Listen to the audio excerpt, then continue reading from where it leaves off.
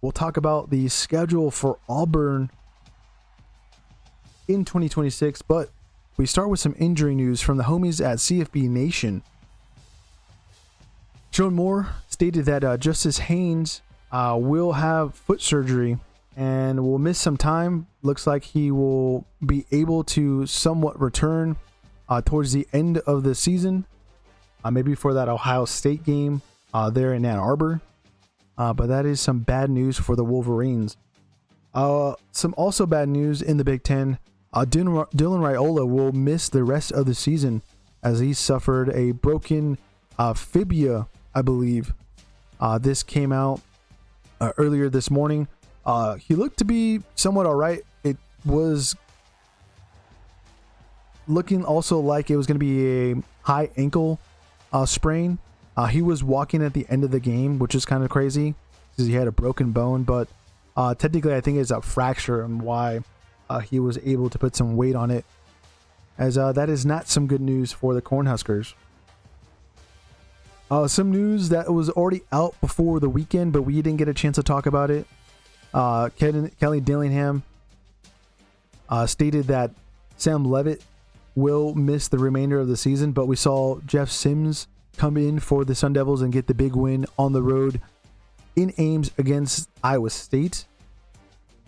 But that's some news that we wanted to talk about, as the remainder of the games will be with Sims. They're taking the snaps. Not taking any more snaps. They're in Auburn, Alabama. Also from CFB Nation, Hugh Freeze has been let go with the 10-3 loss to Kentucky. Basically was the final nail in the coffin. Some nasty clips of some Auburn fans there at the stadium when he was walking out.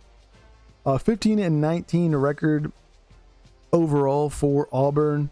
And then the past 3 seasons, he has been 6-16 in the SEC. So that's just the way it goes in the SEC. I don't know if this was the smartest firing, because like, who are you going to be able to bring in with all of these other open positions that are more high profile than the Auburn job for sure?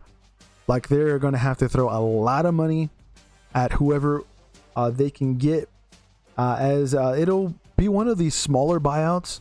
This is from Pete Thamel, $15.8 million buyout for Hugh Freeze, as he was, farther into his contract, which is kind of, I guess, maybe a better thing. But again, who are you going to bring in to replace him? I thought maybe if they can throw enough money at James Franklin, that would be a decent hire. So he's had some decent success at lesser program at Vanderbilt in the past. But we'll have to wait and see, as that hire won't happen till the end of the season. But again, this is what that new head coach will be dealing with in 2026 from Pete Nakos. They will have Baylor on a neutral site field, Southern Miss and Jacksonville State at home. But that conference schedule, look at that conference schedule: Alabama, LSU, Vanderbilt, Georgia, Ole Miss, and Tennessee. That is one tough SEC slate of games. You still got Florida. You still got Arkansas, even though those games are at home. Mississippi State there in Starkville. It's going to be pretty interesting for whoever takes the job there in Auburn. Another firing to mention from CFB Nation: South Carolina has let go of their offensive coordinator, Mike Shula. Shula was there for just 8 games, as he was brought in from this past season. Was technically upgraded from an offensive analyst last year.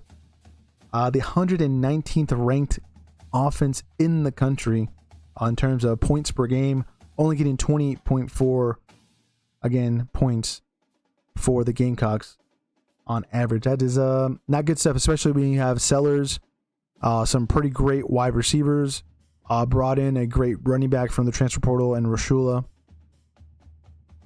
Face on, who's I'm talking about.